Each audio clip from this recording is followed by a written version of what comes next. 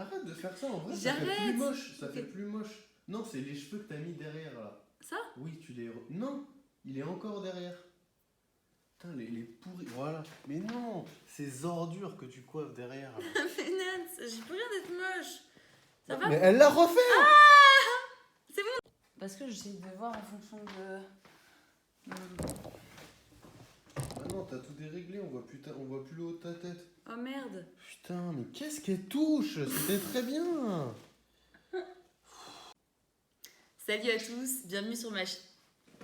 Qu'est-ce que je dis en fait? Tu veux, c'est une vidéo, pourquoi? Bah une FAQ, une petite FAQ pour reprendre YouTube. Ah, Ouais. sur YouTube. Ouais, bah oui. Ah. Ça me dégoûte, c'est quoi? Bah, ça doit être la crasse. Mais ça non. Salut tout le monde, du coup c'est mon 1000e retour sur YouTube, mais cette fois je pense que ça sera le bon parce que j'ai trouvé comment je fonctionnais. Maintenant ce que j'essaye c'est d'écouter vraiment en fait mon énergie, c'est-à-dire quand je me sens dans une super bonne énergie, que j'ai envie de faire un truc, je le fais sans chercher à comprendre si c'est bien, si c'est pas bien, si ça va pas l'air, si ça va pas plaire, je le fais spontanément en fait, et comme ça je kiffe et je vais au bout du truc. Du coup, je me suis dit qu'une FAQ c'était top pour revenir comme ça, j'en ai jamais fait déjà. Et puis ça vous permet de me connaître un peu mieux parce que sur Instagram, même si vous avez peut-être l'impression que je parle beaucoup en story, au final, je peux pas vraiment m'exprimer comme j'ai toujours voulu parce que c'est trop court en fait, c'est trop court. Et je me dis que YouTube, je vais vraiment plus m'amuser à pouvoir développer des idées que j'ai. Et du coup, je vous ai mis un petit encart, posez-moi une question sur Instagram. J'en ai pris quelques-unes qui changent un peu des questions habituelles. Et vu que j'ai eu pas mal de questions, je pense que j'en referai par la suite. Du moins, si vous aimez bien, si c'est un contenu que vous aimez bien, je pense que j'en referai. Comment vis-tu le fait d'être loin de ta famille? Alors, pour ceux qui ne savent pas, moi je viens de Grenoble. J'ai habité 20 ans et quelques à Grenoble. Ensuite, je suis partie en banlieue parisienne. Puis là, actuellement, on est en Auvergne avec Max, donc vers Clermont-Ferrand, à Montluçon plus exactement. Et du coup, je vois ma famille pas hyper régulièrement. Et du coup, on se téléphone beaucoup. On s'écrit presque tous les jours sur WhatsApp. Enfin, on est vraiment en contact. Et en termes de contact physique, honnêtement, je le vis bien. Je le vis bien parce que moi, je suis persuadée que chez certaines personnes, dans certaines relations, la distance, ça rapproche. Ça, c'est un truc dont je suis persuadée, mais persuadée. Et il y a des gens comme par exemple avec Max, je me verrais absolument pas avoir une relation à distance parce qu'on est trop bien quand on est ensemble et notre relation elle est très bien quand elle est fusionnelle et elle est en présence. Mais par exemple avec mes parents, je le vis très bien le fait d'être à distance. J'ai l'impression qu'on profite plus des moments quand on se retrouve. Et on a des caractères dans ma famille très explosifs. On dit vraiment ce qu'on pense et du coup quand on est beaucoup ensemble sur le long terme, il peut y avoir des conflits qui sont pas forcément négatifs parce que on échange beaucoup et voilà, vu qu'on dit tout ce qu'on pense, c'est constructif. Mais c'est vrai que des fois c'est un peu pesant, donc à distance je le vis super bien et je trouve que c'est une très bonne façon de fonctionner avec eux. Je sais qu'il y a des gens qui ont besoin d'être vraiment proches de leur famille, mais moi en tout cas je le vis bien. Je sais que s'il y a quoi que ce soit, je suis quand même à 3 heures et quelques de voiture, donc ça se fait bien, donc ça va, je le vis bien. Donc là, je viens d'allumer la lumière parce qu'il commençait à faire nuit et on voyait plus rien. Du coup, désolée pour le petit changement de lumière. Du coup, question suivante, question de Jade. Qu'est-ce que tu préfères faire le dimanche, les jours de repos? PS, merci pour ton contenu. Donc déjà, merci Jade pour ces petits messages trop mignons. Alors, qu'est-ce que je préfère faire? Il faut savoir que j'ai plein de passions, il y a plein de trucs que j'adore faire, mais j'en fais trop peu. C'est-à-dire que j'ai remarqué que je perdais vraiment trop de temps avec les écrans. Même si principalement c'est pour le taf que je suis sur mon téléphone pour répondre à mes WhatsApp, répondre à mes mails, etc. Je passe aussi beaucoup de temps à répondre à mes MP, à checker mon accueil, à regarder des TikTok avec des chiens. Enfin, je perds beaucoup de temps sur mon téléphone. Et du coup, j'ai pas énormément de temps pour faire les autres activités que j'adore faire et qui me font vraiment plus de bien que les écrans. Donc ça, je pourrais vous faire une vidéo que sur ça si ça vous intéresse, n'hésitez pas à me le dire. Je vais tout faire pour diminuer un maximum mon temps d'écran. Donc pour répondre plus précisément à la question, qu'est-ce que j'aime? J'adore la cuisine, j'adore toutes les activités en fait manuelles. Je suis pas trop artistique, je suis plus manuelle. Cuisine, couture, j'adore la couture, j'adore le bricolage. Le bricolage, j'adore. C'est vraiment un de mes trucs préférés. Rénover une maison, c'est mon rêve ultime de chez Ultime. Et par contre, dessiner, peindre, etc., je suis vraiment nulle et j'ai presque pas d'inspiration et du coup, ça m'apporte pas un gros plaisir. Et sinon, qu'est-ce que j'aime faire le plus sur ces jours de repos en général? C'est passer du temps avec Max et Django. Ça, je le fais, c'est ce que je fais à chaque fois. Tout ce qu'on fait ensemble, c'est-à-dire les petites balades dans la nature, emmener Djanguito jouer avec des autres chiens, aller se boire des petits cafés en terrasse au soleil. Ça, c'est un truc qu'on fait presque tous les jours en temps normal quand c'est pas le confinement. Voilà, nos petits moments à nous où on fait rien de fou, mais où c'est juste trop bien. C'est ça qui me ressource le plus. Donc, question de Lucie. Quel est ton plus grand rêve? Vous m'avez pas épargné pour les questions, elles sont hyper profondes et philosophiques, c'est hyper dur de répondre à ça. Et surtout que je réponds de façon spontanée, j'ai pas préparé de réponse à l'avance, mais je dirais que je suis quelqu'un d'assez simple. Vous le verrez si vous me connaissez pas déjà de mes réseaux ou que vous avez pas ressenti ça. J'ai pas de grands rêves. Je suis pas quelqu'un. Je peux passer pour quelqu'un de pas ambitieux, mais en fait, j'ai pas de rêves incroyables. J'ai vraiment des petits trucs simples en fait que j'aimerais qu'ils se réalisent, mais rien de fou. Et j'ai des rêves utopistes, un peu comme tout le monde, je pense, qui concernent la planète, qui concernent les humains, qui concernent les animaux. Ça, par contre, j'aimerais. Enfin, un de mes rêves, c'est vraiment qu'il y ait des vraies lois en fait qui passent pour les animaux, pour qu'il y ait des vraies punitions pour toutes les enflures qui font du mal aux animaux. Et sinon, en rêve matériel, si je devais dire vraiment quelque chose que j'aimerais vraiment réaliser de mes mains, c'est retaper une maison. Acheter une maison pourrie, entre guillemets, la rénover de A à Z, quasi toute seule. Ça sera sûrement pas toute seule parce que j'ai pas assez de compétences, mais j'aimerais bien faire ça en famille, par exemple. Et c'est mon rêve. Enfin, ça, si je devais dire un rêve concret, ça serait ça. Ça me ferait trop, trop kiffer.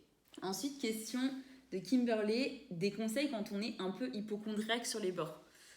Alors ça c'est une question très, très bien, vraiment très bien, que moi-même je me pose, je t'avoue. Il faut savoir que j'ai été vraiment hypocondriaque, le vrai mot hypocondriaque, pas ouais j'avais un peu peur de tel virus ou quoi, j'étais vraiment hypocondriaque, Max il pourra vous le dire, pendant je dirais 1 an et quelques, parce que tout simplement c'était une période assez difficile où je venais de perdre j'avais vécu 2 décès à la suite, plus un problème de santé qui s'est enchaîné juste derrière ça. Et en fait, j'ai commencé à avoir très très très peur des cancers. C'est-à-dire que c'était vraiment un truc, limite toutes les semaines, j'avais l'impression que j'avais un truc, que j'allais mourir. Enfin, c'était vraiment vraiment dur. J'essaye de résumer parce que ça serait trop long de rentrer dans les détails. Je pourrais aussi vous en parler plus en détail un jour. Et du coup, comment je suis sortie de ça?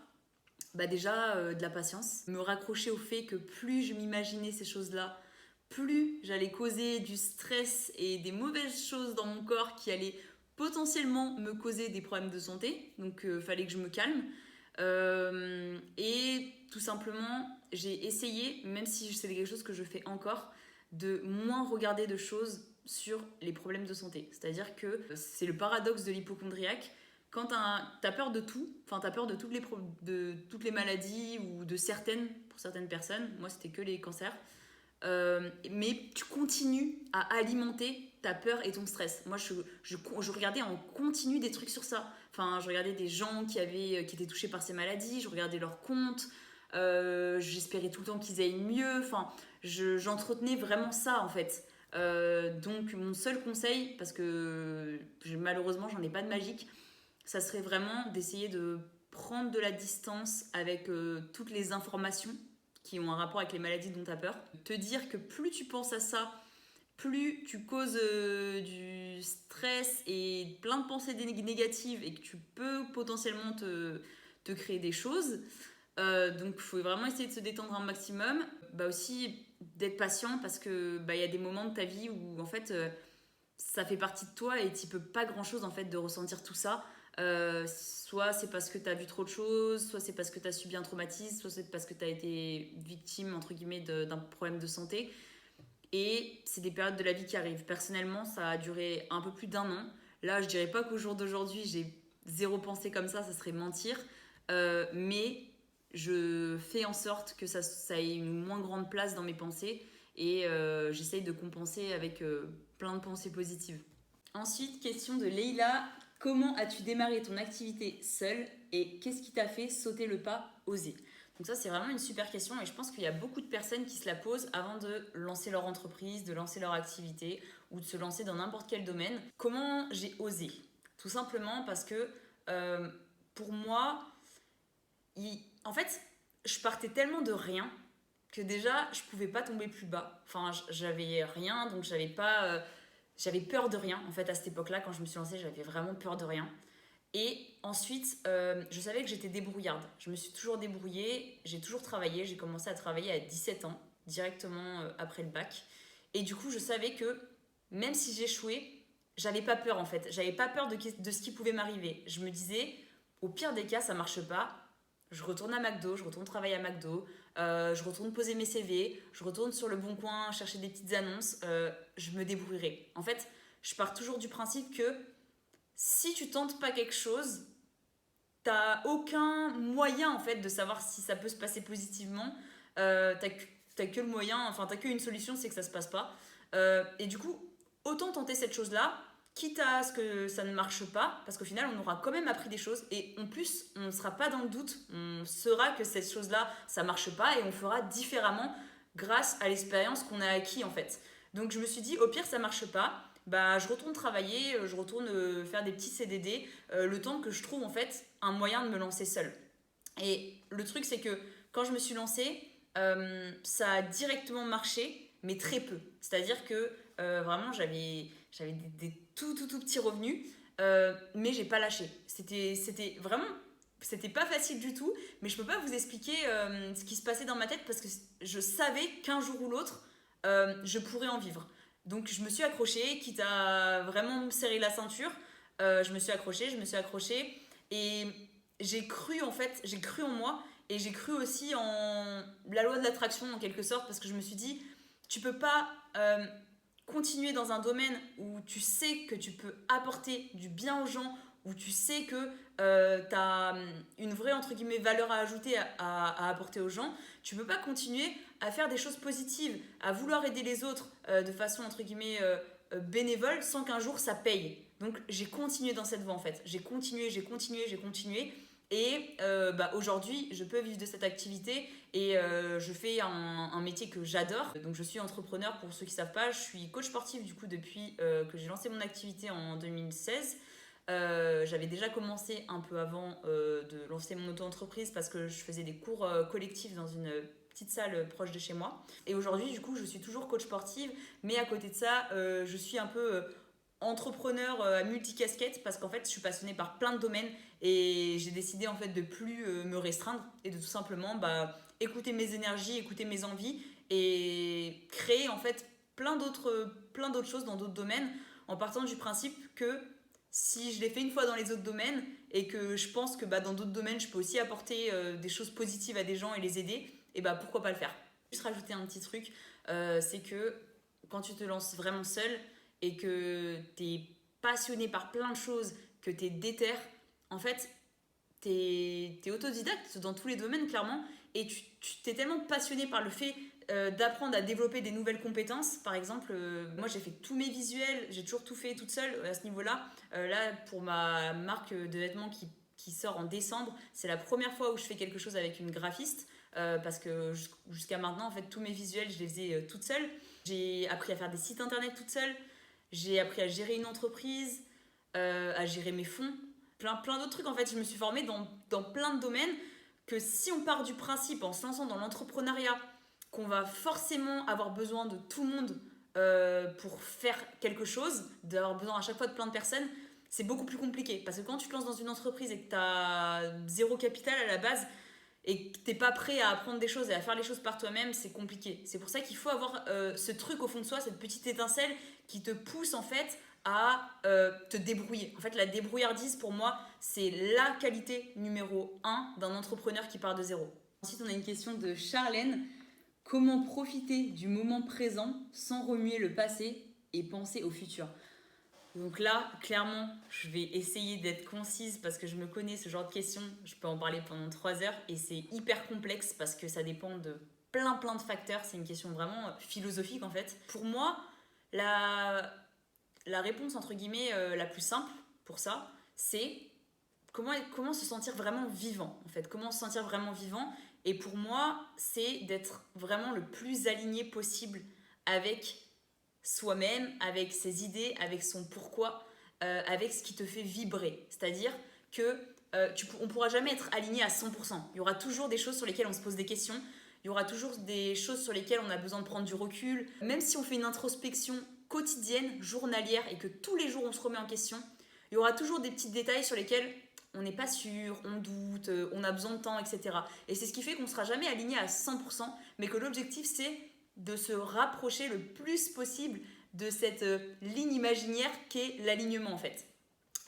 Et pour moi, comment réaliser ça? Et ben, si t'es seul, si t'es quelqu'un qui pour le moment vit seul, c'est de te connaître le mieux toi-même et d'apprendre en fait à respecter, à te respecter et à respecter tes envies, à respecter tes besoins et à respecter en fait ce qui te fait kiffer. C'est-à-dire que si tu sens que t'es totalement pas aligné par exemple dans ton travail, que tu te sens super mal dans ton travail, et ben il faut absolument que tu mettes dans tes priorités de trouver pourquoi tu n'es pas aligné dans ton travail, pourquoi tu te sens mal, qu'est-ce qui t'oppresse et qu'est-ce qui te ferait vraiment kiffer. Il y a beaucoup de gens qui se disent ça je le ferai plus tard, ça c'est pas important, ça c'est pas grand chose. Mais en fait, si tu sens qu'il y a vraiment un truc dans ta vie qui te bloque totalement pour te sentir bien, tu vas faire que de ressasser le futur en te disant ah ça c'était mieux avant, ça j'aurais dû faire tel choix dans ma vie, et tu vas faire que de penser au futur en te disant mais est-ce que je vais avoir une bonne vie finalement? Est-ce que je vais kiffer ma vie parce que j'ai un taf qui me plaît pas, je suis toute seule? En fait, c'est si au jour d'aujourd'hui tu te sens pas bien et que t'es pas aligné avec ce que tu fais que tu te poses ces questions. Si tu penses que tu es à peu près sur le bon chemin, ces questions tu te les poses pas. Parce que dans tous les cas, le futur il est incertain. On a beau penser au futur, on ne pourra jamais vraiment savoir de quoi il est fait. Et le passé en fait, je sais même pas quoi répondre parce que le passé, moi j'y pense jamais. Je pense jamais au passé. Je pense jamais au passé à part à des bons souvenirs. Mais sinon, le passé, je sais que ça apporte tellement rien de positif, ça va tellement pas m'amener à changer ce que je suis maintenant, parce que c'est derrière moi, que j'y pense vraiment pas. Donc, mon conseil, ça serait vraiment de trouver la façon, qu'est-ce qui te manque en fait pour être le plus aligné au jour d'aujourd'hui. Est-ce que c'est un truc dans ta vie pro? Est-ce que c'est un truc dans ta vie perso? Est-ce que c'est un truc dans tes relations? Est-ce que tu as un entourage qui n'est pas positif pour toi, qui te fait trop mettre en question? Voilà, pose-toi des questions par rapport à aujourd'hui. Et tu verras que tu penseras moins au futur et moins au passé. Et dernière question, parce que sinon je vais faire une vidéo de 30 minutes et pour commencer, ça va pas vous faire kiffer. Qu'est-ce qui te motive le plus dans ton sport? Donc ça, c'est une question de Jeanne. Alors, en ce moment, j'avais une petite phase de démotivation. Je ne sais même pas si on peut appeler ça de la démotivation, c'était plus une phase de besoin de se recentrer sur d'autres choses. Et du coup, le sport ne faisait plus partie de mes priorités pendant ce petit laps de temps. Ça m'était jamais arrivé. Le sport, ça avait toujours fait partie de mes priorités parce que ça me fait un bien fou et que ça contribue vraiment à mon bien-être. Et là, récemment, déjà, il y a les confinements qui ont joué parce que moi, j'ai besoin d'être stimulée. Dans mon sport, j'ai besoin d'être stimulée et c'est ça qui me motive. C'est le dépassement de soi, c'est le challenge, c'est les sensations. Vous allez me prendre pour une tarée, mais ceux qui font de la muscu, de la force, etc. vont comprendre. C'est la douleur. Enfin, c'est ma résistance à la douleur, me dire putain, j'ai réussi à faire ça alors que c'était super dur. Et en fait, ça me fait profondément du bien en fait. Se sentir fort, se sentir forte, pour moi, c'est un sentiment qui est génial en fait, qui est trop fort. Et en fait, c'est un sentiment dans le sport qui ne dépend que de toi. Contrairement à d'autres choses dans ta vie où il peut y avoir des facteurs externes qui interviennent. Alors que dans le sport, c'est que toi. C'est que toi et ce que tu mets en place pour avancer dans ce domaine-là. C'est-à-dire, est-ce que quand tu vas à l'entraînement, t'es déter, t'as envie tu te tues et tu dépasses tes limites, etc.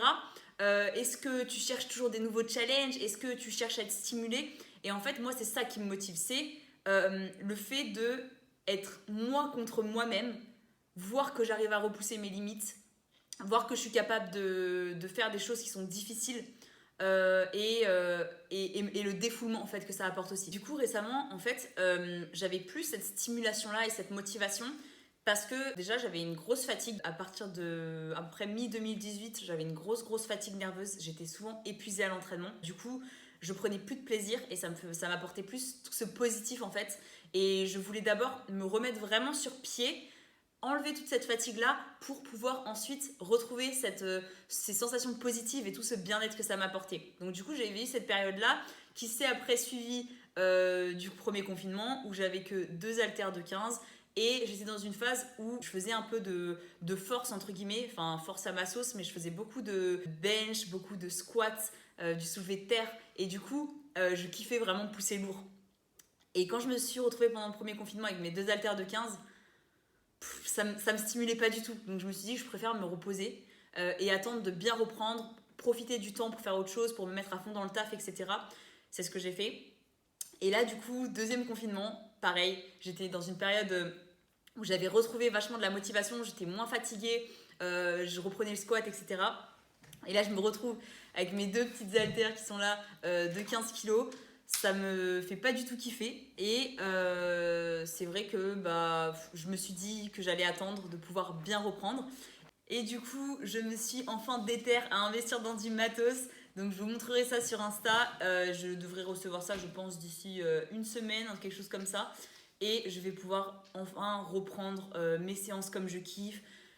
En plus, je pourrais facilement plus tourner des vidéos parce que du coup, j'aurai le matos à la maison. Donc ça va être vraiment cool. Je vais pouvoir enfin vous partager des trainings et je vais pouvoir enfin retrouver mes sensations, retrouver un rythme qui me fait kiffer et pouvoir retrouver mes petits trainings. Cette vidéo est terminée, je m'arrête maintenant parce que sinon elle risque d'être beaucoup trop longue. J'espère que je me suis bien exprimée parce qu'en fait, un truc qui me faisait vachement peur avec les vidéos YouTube, c'est que vu que j'ai tendance à beaucoup parler et avoir les idées hyper floues, j'avais peur de mal construire mes propos et que ça soit totalement désorganisé. Mais ça, je pense que c'est quelque chose qui vient en fait avec l'expérience, qui vient avec le temps et que tant que je m'y mets pas, je vais pas progresser en fait. Ça, c'est comme tout. On attend d'être fort dans un domaine ou d'être parfait dans quelque chose pour le faire. On le fera jamais en fait. Enfin, moi, je suis vachement comme ça. Des fois, je me dis ah mais je suis nulle dans ce truc. Vas-y, je le fais pas. Et au final, je le fais. Enfin, je progresse pas, donc je pourrai jamais le faire. Donc là, je me suis dit que même si dans cette vidéo, je vais sûrement me trouver hyper moche parce que la caméra, je me trouve horrible. Je vais sûrement trouver que je dis trop je vais sûrement trouver que j'ai trop parlé, mais je me suis dit, dans tous les cas, je la poste, je ne me laisse pas le choix. Et au moins, ça me fera une première vidéo où je me serai lancée, un premier montage, et puis voilà, un peu de contenu, quoi. Parce qu'au final, je pense que je vais vraiment plus kiffer YouTube que les autres réseaux, tout simplement parce que j'ai plus de place pour dire plein de trucs. Et il y a plein de sujets sur lesquels je trouve que 15 secondes de story, c'est beaucoup trop court. Et du coup, voilà. En tout cas, n'hésitez pas à me dire dans les commentaires ce que vous en avez pensé. Ça me donnera pas mal de force pour la suite. J'en aurai bien besoin. Et n'hésitez pas aussi à me dire quel sujet vous aimeriez que j'aborde dans de potentielles futures vidéos. Je vous souhaite une bonne soirée et je vous dis à très vite. Ça, c'est moi quand j'essaye d'organiser mes pensées.